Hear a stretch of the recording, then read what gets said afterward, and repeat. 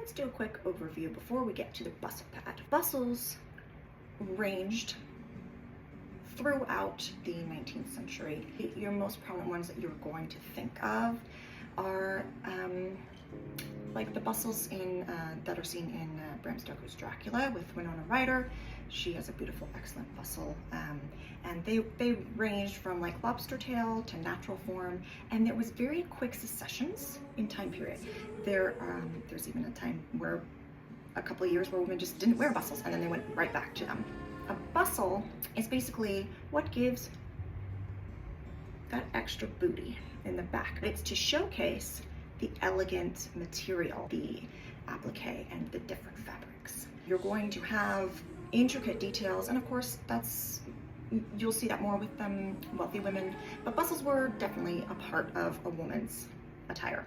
The end of the century, 1900, when you actually start to get into the Edwardian era, bustles, they were falling off. They weren't really big. However, you still wanted to give your skirts movement. So bustle pad is basically this.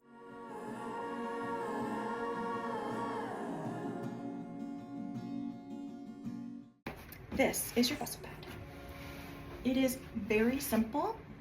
It can range in sizes and shapes, but this is the most common one. Now, I made this myself. I didn't use pattern, I just kind of eyeballed it. I will show you different skirts and the different effects that a bustle pad can have. But sometimes they'll be a little bit bigger. It just depends on how much you want to showcase, how much you want in the back. And the bustle pad only lasted a couple of years.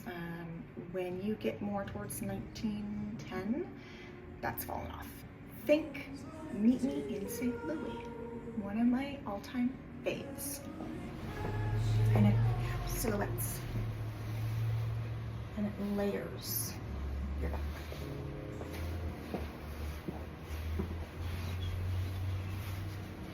This one, I have more pleating going on in the back, and there's a lot more panels that I've sewn together in order to create this very 1900s sweeping trumpet skirt shape. The other one that I have, I used the same pattern, but I did not add an extra panel. So you're gonna see the difference between a lot of layers back here and not a lot of layers.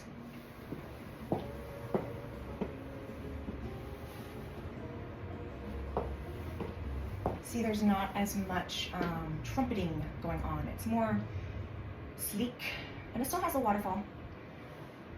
But let me back the pad up so you can see. Yeah, one that I'm going to show you is you've seen it in another video. It is from 1900. It is a vintage skirt, antique. But this has a lots pleating, but doesn't have waterfall shape in the back. You'll see. Here we go. Okay. Now it still has slight trim. This is more of what we would call a lingerie frock skirt. Again, I have another video about that I'm going to work on. But let's look at the movement.